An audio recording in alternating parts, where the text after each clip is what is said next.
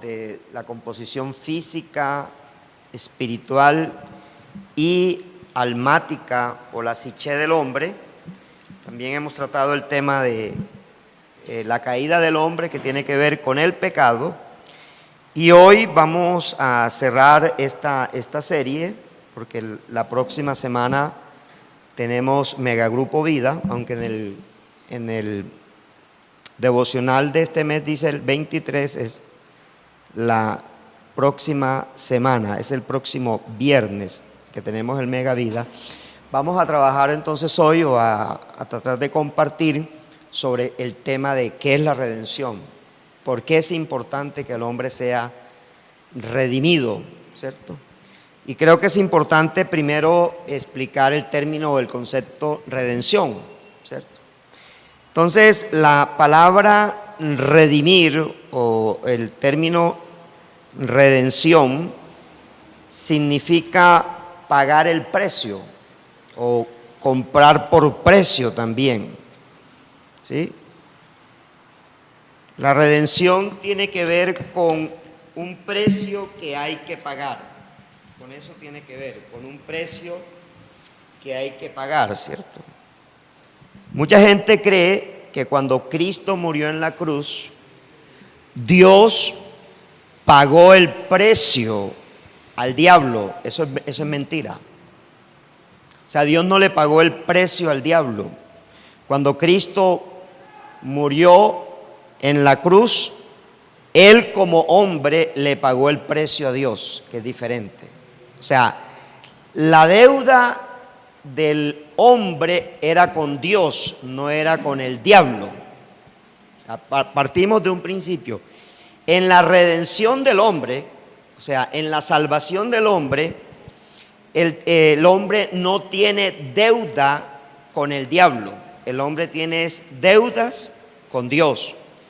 Porque Romanos 3:23 dice, por cuanto todos pecaron, todos están destituidos de la gloria de Dios.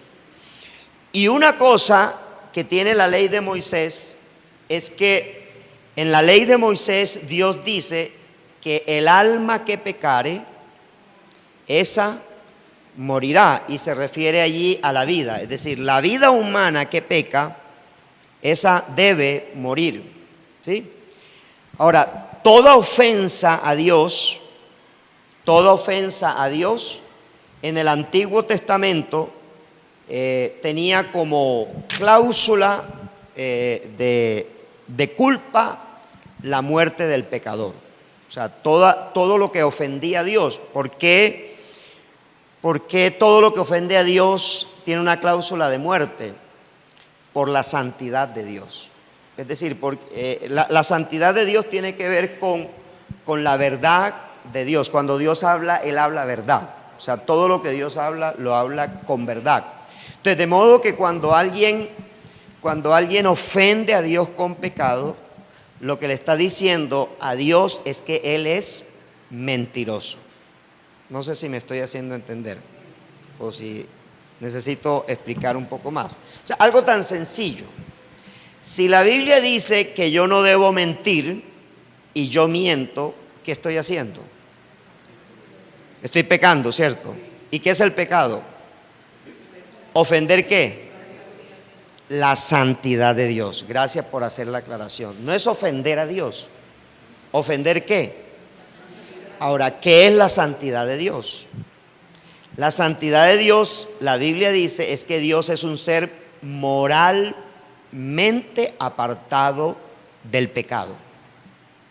O sea, en otras palabras, lo que dice la Biblia es que Dios no peca porque Él no es hombre para mentir, ni hijo de hombre para arrepentirse, ¿sí?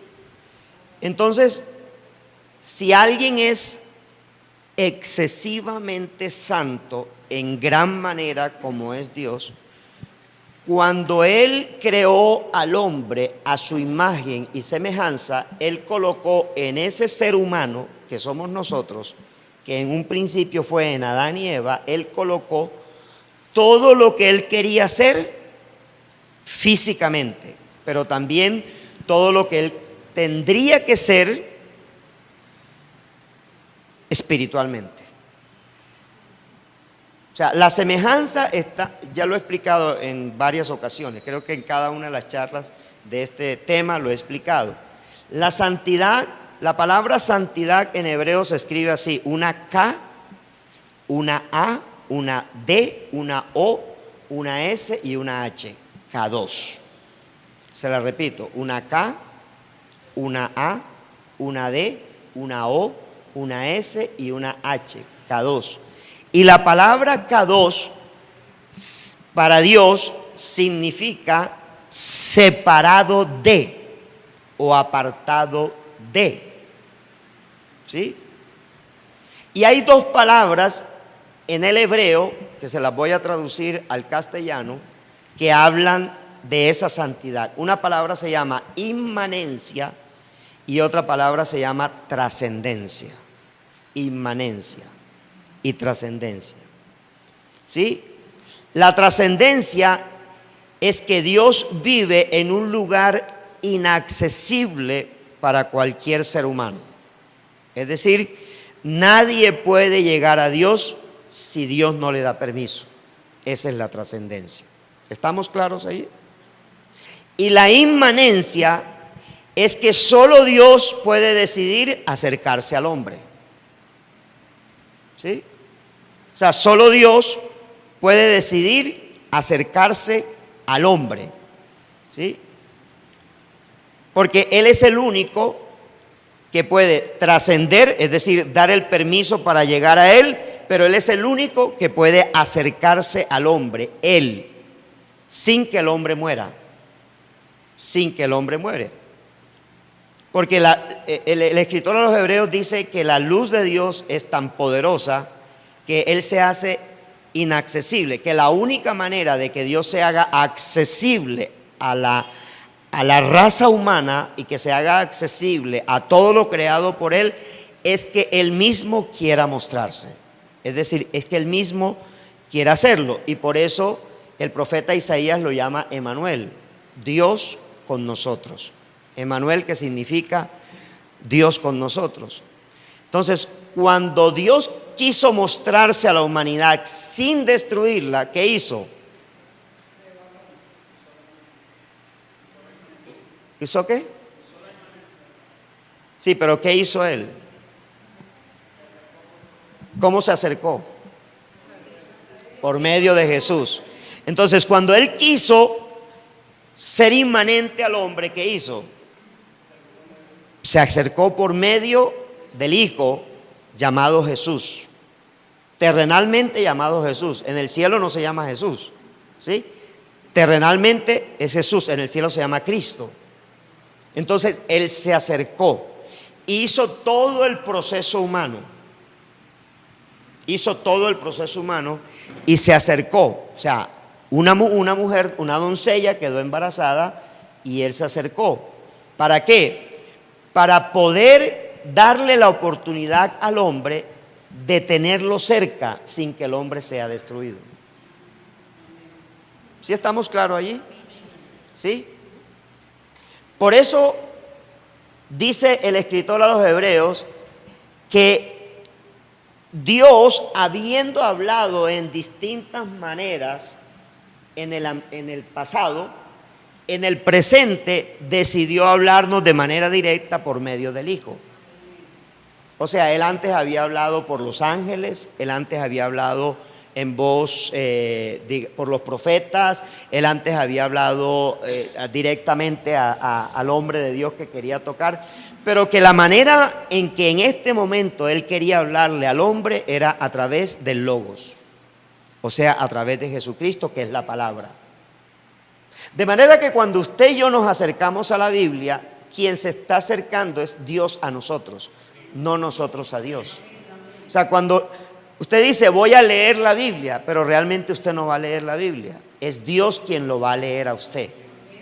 Es Dios quien va a pasar un escáner en usted. Porque si yo voy y leo la Biblia, a mí no me pasa nada, yo sigo siendo la misma persona. ¿Sí vamos captando la idea? Es decir, yo puedo decir, voy y leo la Biblia, Entonces yo la leo y yo sigo igual. Pero cuando Dios a través de la Biblia me lee, yo ya no sigo igual. ¿Sí me hago comprender? Hoy, ¿con quién se identifica usted? ¿Con David o con Mefiboset? Es una pregunta, ¿cierto? ¿Con quién me identifico? ¿Me veo como David o me veo como Mefiboset? Hablo a los que hacen el tiempo solas con Dios con el cuadernillo de la iglesia. Porque el que no lo compra no sabe de lo que yo estoy hablando. O sea, ¿con quién me identifico? Yo hoy no sabía con quién identificarme. Porque yo me veía como un Mefiboset, que el rey me estaba llamando a la mesa. Comiendo en la mesa del rey. Pero también me tenía que ver como un David que tuvo misericordia de un Mefiboset. Me estaba viendo como un príncipe, porque mi Dios es rey. ¿Sí me hago comprender? Entonces, 31 versículos que por lo general yo me lo leo en 7 minutos, me gastaron 1 hora leérmelo. Porque la palabra me estaba leyendo a mí. O sea, cuando alguien dice, no, es que yo hago el devocional en 20 minutos, es que él está leyendo la palabra. Pero cuando la palabra te está leyendo a ti, tú no te puedes levantar de ahí. Porque eso es lo que va a generar cambio. ¿Sí? O sea, ¿cuándo sabes tú que estás convertido? Cuando la palabra te lee. O sea, cuando tú te acercas a la palabra, no para encontrar una solución a un problema que tú tienes, sino para que Dios solucione el problema que tú tienes, que es diferente. ¿Y cuál es el problema que nosotros tenemos? Que estamos separados de Dios. El pecado nos separa de Dios. La desobediencia nos separa de Dios. Por eso lo primero que cuando Adán y Eva pecan y Dios comienza a sancionar a cada parte que intervino en ese proceso de pecar, Él no comenzó por la serpiente, la dejó de último. Comenzó por Eva, comenzó por Adán, pero no maldijo a Adán, maldijo la fuente de donde Adán procede, que es la tierra. Luego maldice, no maldice a la mujer, simplemente le coloca una sanción, que iba a parir sin dolores, pero que ahora por causa de eso iba a parir con dolores. Pero pone a la mujer como un instrumento de redención, no como la redentora. Porque el catolicismo dice que María es corredentora, no existe corredención. O sea, no existe. Es más, María solamente es mencionada en toda la Biblia en 6 versículos bíblicos. ¿De dónde sacaron los católicos una teología mariana? Y en el primero de ellos, ella dice, es Juan capítulo 2, haced todo lo que Él os diga. Cuando el ángel visita a María, ¿sabe cómo se ve ella? Ella se ve como la sierva del Señor. Y dice, ¿cómo va a suceder esto? Porque hay una cláusula en la redención, y es que el redentor tiene que vivir eternamente. ¿Estamos? Tiene que haber una vida eterna. Entonces, en el cielo, en este momento, la única persona que está en el cielo se llama Jesucristo. Y es el primer hombre que entró al cielo y el único que ha entrado hasta el momento. Nadie más ha entrado. Es el único que ha entrado. Porque Él tenía que morir como hombre. Porque en la palabra dice que Él es el postrer Adán, es decir, es el siguiente Adán. O en otras palabras, es el Adán. O sea, cuando Adán peca, ¿qué dice Génesis capítulo 5, versículos 1 al 3? ¿Sí? Lo hemos hablado también en este curso. Dice que, y Adán tuvo un hijo a su imagen y a su semejanza, pero ya no a la imagen y semejanza de Dios. O sea, perdió con el pecado, perdió la esencia divina y solamente esa esencia divina pasó ahora a ser una esencia humana. En otras palabras, la transferencia de Adán a Seth, que es el hijo que nace después de la muerte de Abel, la transferencia de Abel a Seth es una transferencia humana. Por lo tanto, Seth nace pecador y toda la descendencia después de Adán nace pecadora. Entonces, a partir de esa descendencia, todos necesitamos un redentor, porque esa es la clave. Todos necesitamos un redentor, pero no se sabía quién era, porque Génesis 3:15 solamente dice, eso se conoce como protoevangelio. Génesis 3:15 solamente dice que la simiente de la mujer le dará por la cabeza a la simiente de Satanás, a Satanás, pero que la simiente de Satanás, que es el diablo, le va a dar por la cabeza al hijo de la mujer. ¿Dónde? Le va a dar ¿dónde? No en la cabeza, en el calcañar. O sea, en otras palabras, cuando Cristo sube a la cruz, el diablo ¿qué creyó? ¿Qué creyó? ¿Que lo había qué? Vencido. Pero cuando Cristo resucita, se cumple Génesis 3:15. ¿Estamos? Vayamos a Mateo capítulo 4. Usted lo busca en su Biblia porque no me da tiempo de leérselo. Pero en Mateo capítulo 4, cuando Jesús es bautizado y recibe el Espíritu Santo, ¿qué sucede en esos 40 días de ayuno? Dice que por el Espíritu fue llevado al desierto para ayunar ¿cuánto tiempo?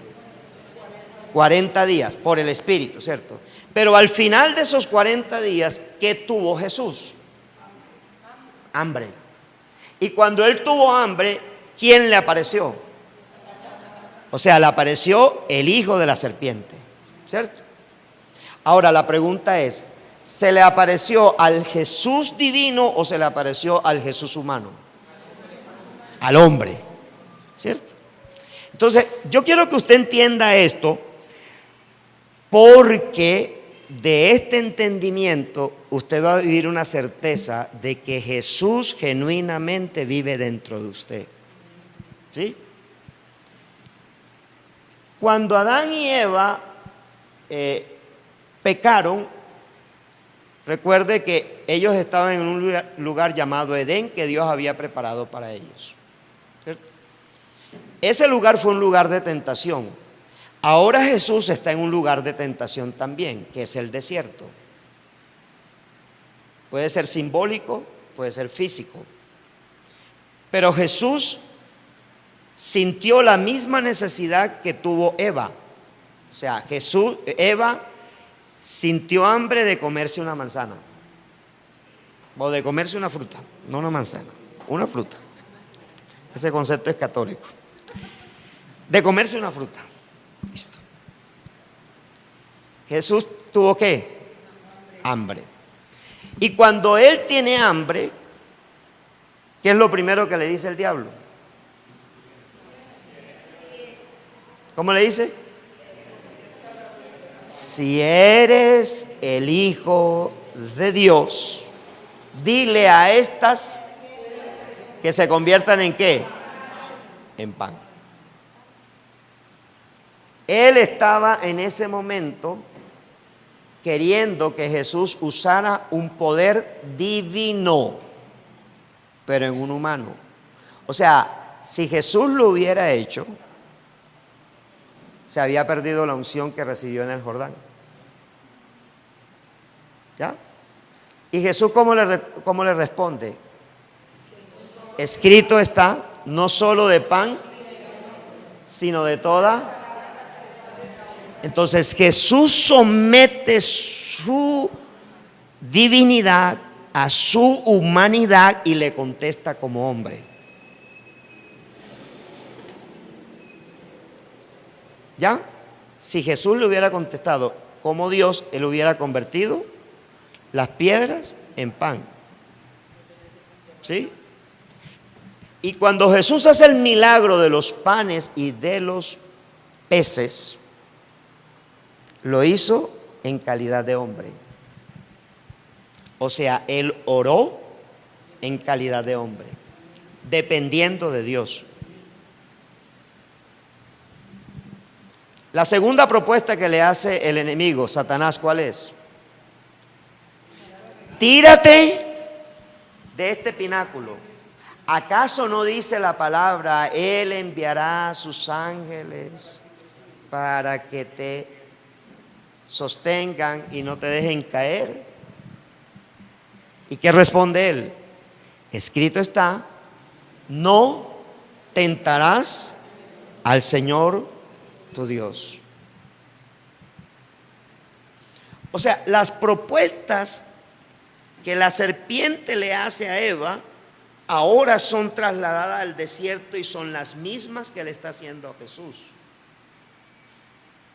Porque el pecado genuinamente consiste es cuando el hombre, incitado por Satanás, quiere replicar el pecado de Satanás que se cometió en el cielo. Lo que sucedió en el Edén fue exactamente lo mismo que sucedió en el cielo con Luzbel. Luzbel quiso ser como Dios. ¿Y cómo quiso ser Eva? Como Dios. Por eso a un cristiano el diablo no le habla mundanamente, le habla con la palabra, pero se la interpreta erróneamente. ¿Me hago comprender? Se la interpreta erróneamente. La tercera propuesta, ¿cuál fue?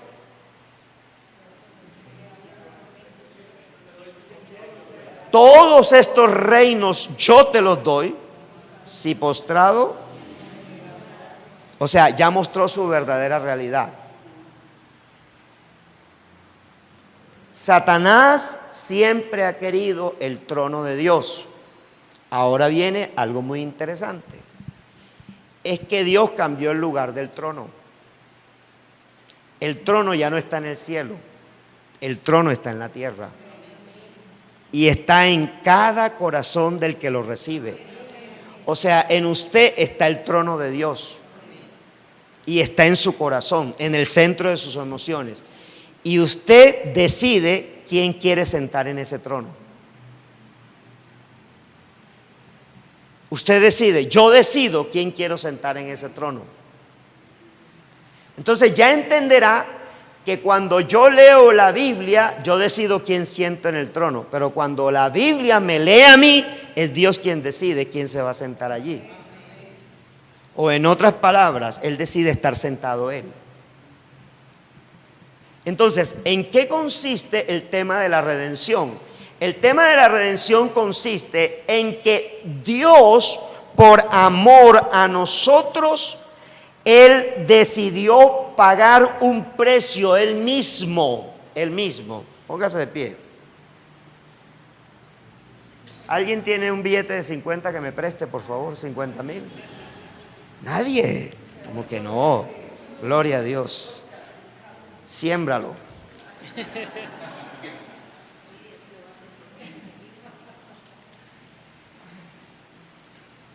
Este es, bueno, el de más alta denominación es el de 100,000, ¿cierto? Pero casi no hay, ¿sí? Listo. Téngalo. Faber va a representar a Dios, ¿sí? Y yo soy el pecador, ¿sí? Y yo soy el pecador. Venga para acá. Y Marta, la cubro con la sangre de Cristo, va a representar a Satanás, ¿cierto? Va a representar a Satanás. Cuando Adán peca, Cuando Adán peca, Adán le está entregando un derecho legal al diablo para que lo qué. ¿Para que lo qué? ¿Qué pasó en Job capítulo 1 al principio del capítulo? ¿Qué dice Job 1 al principio del capítulo? Que los hijos de Dios se presentaban delante de quién. Y entre esos quién. Y entre esos Satanás, ¿cierto? O sea, está diciendo que Satanás, y es real, Satanás es hijo de Dios, ¿cierto? Lo que pasa es que es rebelde. Y lo que pasa es que fue expulsado. Pero él se presentaba. Job es el primer libro que se escribe de lo que está en la Biblia. No fue Génesis, fue el libro de Job. Y él se presentaba. ¿A qué fue Satanás a presentarse delante de Dios? ¿A qué? ¿Cuál es la función entonces de Satanás? Él es la fiscalía, él es el acusador. Él es la fiscalía. Y él es el juez y yo soy el acusado, ¿cierto? Entonces, durante mucho tiempo, Satanás iba delante de Dios y me acusaba a mí, porque yo soy de la descendencia de Adán. Y entonces, como el chavo, ¿no? Míralo, ¿ve? Y eso que dice que es hijo tuyo, míralo, ¿ve? ¿Sí? Y el Satanás siempre se presentaba y me acusaba. Y te acusaba a ti. Y acusaba a toda la humanidad. Y cuando uno es acusado, ¿qué siente uno? Uno siente el peso de una culpa. ¿Sí? Entonces, présteme este billete. Yo tengo una deuda con Dios, pero yo voy a llegar a creer que la deuda la tengo con el diablo, ¿cierto? Y yo nunca puedo pagar la deuda con el diablo y menos puedo pagar la deuda con Dios. ¿Sí? Entonces lo que dice Juan capítulo 3 versículo 16 es: de tal manera amó Dios al mundo que ha dado a su Hijo unigénito para que todo aquel que en Él cree no se pierda, mas tenga vida eterna. ¿Sí? Ese Juan 3:16 es el ombligo de la Biblia, porque ese versículo, ese texto indica que Dios, a pesar de mi pecado, a pesar de que Adán pecó, Dios no dejó de amar a Adán, por lo tanto no dejó de amar a la raza humana y estaba caída. Y que Dios, cuando mató a ese cordero para colocarle pieles, para cubrir los cuerpos de Adán y Eva, tuvo que haber derramado sangre, porque todo animal tiene sangre. Y la sangre es el único precio que Dios acepta para el perdón de los pecados. Si Jesús no hubiese derramado sangre, no hubiese habido perdón de pecado, porque sin derramamiento de sangre no hay perdón no hay remisión de pecado. O sea, no es remitido el pecado.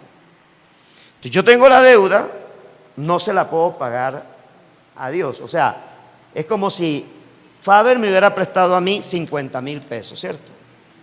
Pero yo no se los pago, yo me los gasto. Entonces, tenga el billete. Faber me dice: tú me vas a pagar la deuda. Faber, no tengo plata, pero hoy va a quedar cancelada esa deuda. Hoy va a quedar cancelada esa deuda. Entonces Faber se mete la mano al bolsillo y sáquese del bolsillo los 50,000, son de Marta.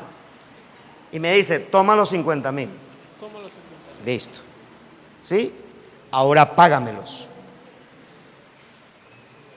Ahora págame la deuda que me tienes. Entonces le digo: ¿cuánto te debo yo? No, tú me debes 50,000. Ahora, si él me está dando 50 ahora y yo le debía 50 antes, ¿cuánto le debo realmente?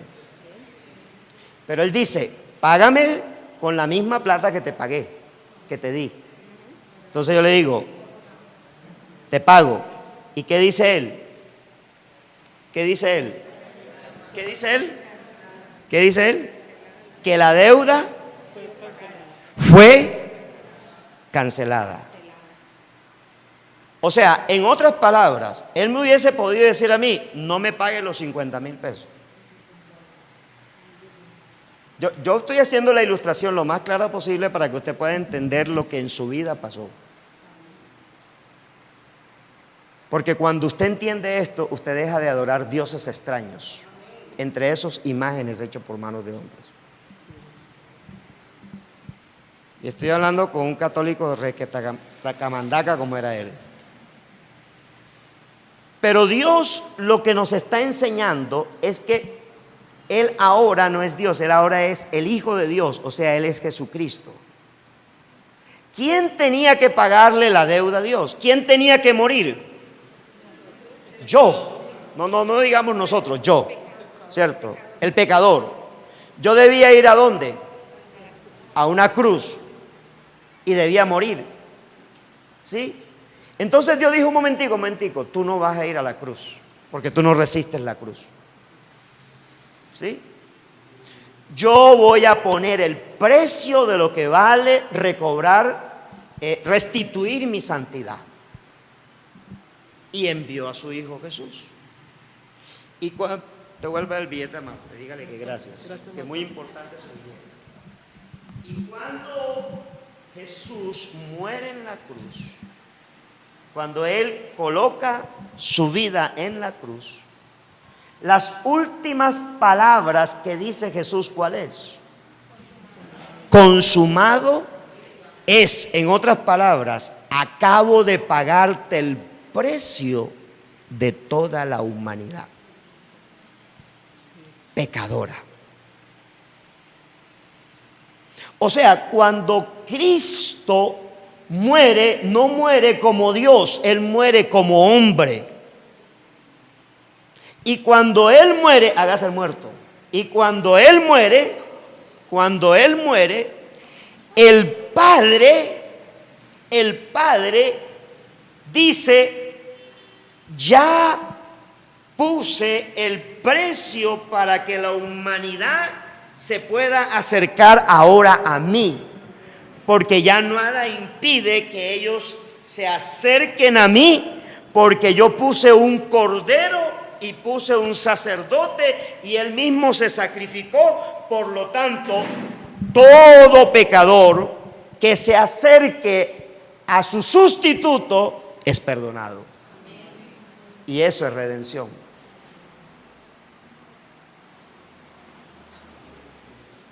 O sea, el Hijo de Dios está representando a ese cordero de Génesis 3:15, de Génesis 3:16, perdón, que es cuando él mata a un cordero para tomar las pieles y cubrirlo. Entonces, la palabra redención en hebreo es la palabra, se la voy a describir, K-A-P-P-A-R-H, kafar. K-A-P-P-A-R-H, kafar, que significa cubierto está. O sea, cuando Cristo muere, mi pecado fue cubierto por esa muerte. Y cuando por el costado izquierdo salió toda la sangre, que es llamada la sangre del nuevo pacto, esa sangre me cubrió a mí, o sea, me cubrió a mí, toda esa sangre me cubrió a mí, y esa sangre era la misma sangre que tipificaba cuando el sumo sacerdote entraba al lugar santísimo y la Shekinah de Jehová, es decir, la gloria de Jehová, entraba a ese lugar santísimo y absorbía toda la sangre, y el pecador tipificando allí Dios, tipificando allí a Cristo, decía, hay un nuevo año de gracia. Pero cuando viene Cristo, la redención es perfecta, porque ya no hay un año de gracia, sino que ya hay toda una existencia hasta la eternidad de la gracia de Dios. Es decir, cuando yo me acerco a Cristo, Dios me perdona en Cristo, no me perdona en mí. No me perdona porque yo digo que me arrepiento, me perdona porque hubo alguien que pagó un precio, y ese precio es el precio de la cruz a través de la muerte. Y el que se acerca a Jesús, y todo el que cree en la fe de Jesús y pone su fe en Jesús, automáticamente queda perdonado de todo pecado, y por gracia ahora se puede acercar al Padre. Ahora, con la muerte de Cristo no queda completada la redención. Se necesitaba ¿qué? Que Él resucitara de entre los muertos. Porque si Cristo no resucita de entre los muertos, dice el apóstol Pablo, vana es nuestra fe. ¿Por qué? Porque Adán fue creado para la eternidad, no para morir. ¿Y Adán qué? Murió. Y Eva murió. Y necesitábamos que alguien que fuese creado para la eternidad ahora estuviera en la eternidad. Entonces, cuando Cristo se levanta de entre los muertos y pasa 40 días visitando a sus discípulos hasta darle todas las instrucciones finales, Él se va con un grupo de 120 personas, los más fieles seguidores, y delante de ellos Él sube al cielo. Y todos lo vieron subir en una nube, que fue la nube que lo llevó a la presencia del Padre. Y allá está en la presencia del Padre. Esta ascensión del Señor, no asunción, porque la asunción no existe en la Biblia, es ascensión. Esa ascensión del Señor es lo que garantiza que tú y yo no morimos, sino que cuando dormimos terrenalmente, pasamos a esperar que en la segunda venida de Cristo nosotros seamos levantados de entre los muertos, si estamos dormidos, o seamos arrebatados si estamos vivos, para estar ya como hombres con cuerpo glorioso como el de Cristo al lado del Padre. Esa es la promesa. ¿Cuál es la promesa del Evangelio? Que ningún hijo de Dios muere terrenalmente hablando, sino duerme, y que será arrebatado de entre los muertos en la segunda venida de Cristo. Y si estamos vivos, entonces seremos llevados al cielo. Primero los muertos y después los que estemos vivos. Esa es la promesa. ¿Cuál es la promesa? Devolvernos lo que Adán se dejó robar por una mentira. Esa es la promesa. ¿Cuándo se completa nuestra redención? En el cielo. Por eso en 2 Timoteo capítulo 3 versículo 14 dice: no dejes de leer la Escritura, porque ellas son las que perfeccionan tu salvación. Muchos dicen ser hijos de Dios,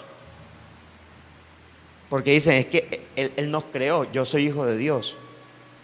Hasta cierto sentido sí, pero la Biblia solo dice que somos hijos de Dios aquellos que hemos recibido a Jesús como nuestro Señor y como nuestro Salvador, y que por fe creemos que ahora hemos sido llevados a una nueva familia llamada la familia de la fe, que es el reino de Dios. ¿Estamos allí? Lea en su casa Efesios capítulo 2 versículo 1 al 8.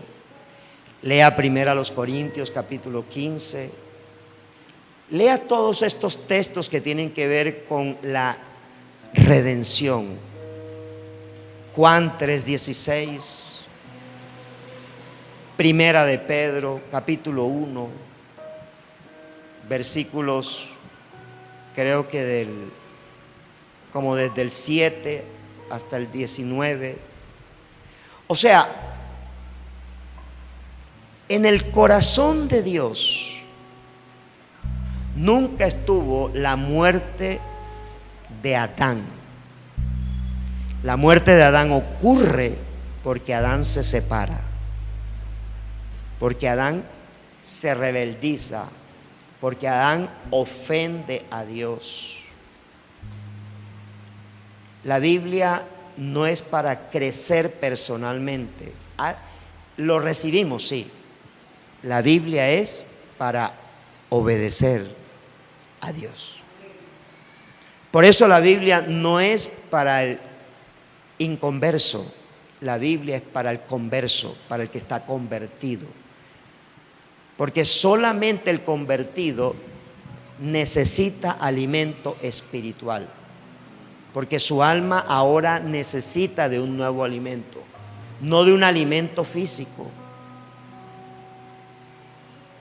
Yo le decía hace poco a alguien, le decía, cuando tú tienes que imponerle a la fuerza a una persona asuntos de Dios, esa persona se va a sentir obligada, porque es que lo de Dios tiene que nacer de una unión, de un vínculo de amor entre el Dios que eternamente nos ha amado siempre y yo, que siendo pecador voy a ser agradecido ahora para caminar con Cristo a donde Cristo me lleve, a donde Cristo me quiere llevar. Esa es la razón por la cual el escritor a los Hebreos dice que el que pisotea la sangre de Cristo la hace inmunda y ya no tiene una nueva oportunidad. No estamos diseñados para pecar después de haber sido salvos, porque ya vamos siendo limpiados día a día. Cuando hay tres cosas que todo convertido hace. Uno, ama leer la palabra de Dios. No he dicho que la lee, ama leer la palabra de Dios. Dos, abandona su pasada manera de vida. Tres, no se despega de la comunión de los santos. Esas son tres cosas vitales. ¿Cuál es la primera? Ama la palabra de Dios. No ama leerla, ama la palabra de Dios. No es la acción, es la pasión. Ama la palabra de Dios, porque la palabra de Dios es Cristo. Y yo amo a Cristo, y al amar a Cristo, ¿qué amo? ¿Sí? Mi esposa, cuando yo pongo el despertador 4:20, pero me levanto 4:30, esos 10 minutos ahí hago locha y ahí, ¿cierto? Y ella me toca, entonces yo le quito la mano y ella sabe que voy para el tercer piso, ¿sí? Y allá voy a estar con mi Señor. Allá voy a estar con mi Señor. No es una costumbre. O sea, quiero que lo entiendas. No puede ser una costumbre estar con Dios. Es una pasión. Eso tú no lo puedes. O sea, eso no se educa, eso nace de esa relación. ¿Sí? O sea, cuando tú tratas de que alguien tenga esa comunión con Dios, estás perdiendo el tiempo. Porque sencillamente la persona no se salva por decir, repita conmigo, Señor Jesús, en este momento, yo te entrego mi vida, sálvame, límpiame, con tu sangre preciosa, haz de mí una nueva criatura, permíteme entrar al reino de los cielos, perdona mis pecados, me arrepiento de haberte ofendido. Gracias, Jesús, amén. Eso no salva. ¿Usted la hizo? Muchos la han hecho. Yo nunca la hice.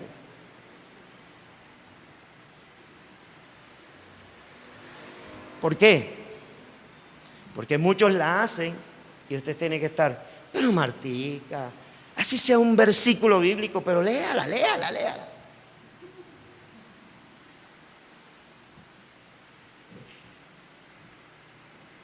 Póngame ahí Juan 8, 31 y 32. Con esto termino. ¿Qué dice ahí? Dijo entonces Jesús a los judíos que habían creído en él. ¿A quién le habló? ¿A quién le habló? A los judíos que habían creído en él. ¿Sí? Si vosotros permaneciereis en mí, seréis. ¿Cuál es la clave? ¿En dónde? ¿Es obligado? ¿Es para quién? Es un privilegio para los que creen en él. ¿Estamos claros ahí? Entonces tú no puedes educar a nadie en la palabra. Tú tienes que ir, es que si la persona ha tenido una genuina conversión. Ah, pastor, no debo hacer la oración. Sí hay que hacerla. Porque aquí en la enseñanza del primer domingo de este año, Oscar nos habló de la palabra. Pero no puedo obligar el proceso, porque el proceso nace de una conversión. ¿Me hago comprender? Los grupos vidas no son para hacer procesos, son para levantar nuevos discípulos de Jesús. Discípulos que aman la palabra. Segundo, acabo de decirlo, permanecen y están ¿en qué? En comunidad. ¿Sí? Están con otros discípulos de Jesús, están con otros convertidos. Entonces dice, si vosotros permanecéis en mi palabra, seréis. Ahora vamos al 32. ¿Qué dice? Dígalo duro. ¿Y quién es la verdad? Cristo. Puede sentarse. ¿Quién es la verdad? Entonces, ¿a quién tengo que conocer? Y cuando lo conozco, ¿qué va a pasar en mi vida? ¿Soy libre? ¿Me hago comprender? Entonces, si yo antes levantaba muñeca a mi esposa, cuando me vuelvo discípulo de Cristo, ¿qué pasa? Voy y le pido perdón y ya no lo vuelvo a hacer. Si antes tomaba a mis hijos y le decía, usted es un hijo de la señora Tuta, ahora yo le voy a hablar con unas palabras diferentes porque comienzan a producirse cambios. Lo que pasa es que cuando antes nos iba mal, íbamos a misa para que Dios nos ayudara. Y cuando Dios nos ayudaba, nos apartábamos de la misa. Y es lo igualito que hacemos en la iglesia católica, cristiana. Y la iglesia cristiana no es para hacer eso. El evangelio no es para portarme bien, es para obedecer a Cristo. Y conocer la verdad, y esa verdad me hace ¿qué? Y cuando soy libre, entonces puedo decir, soy redimido del Señor. Entonces ya no me parezco a quién. Ya no me voy a parecer a quién. ¿A quién no me voy a parecer? Adán. Ahora ¿a quién me voy a parecer? A mi nuevo Adán. ¿Cómo se llama mi nuevo Adán? Dele un aplauso al Señor. Eso es lo que usted quiere recibir. Levántese, póngase en pie, vamos a adorar al Señor.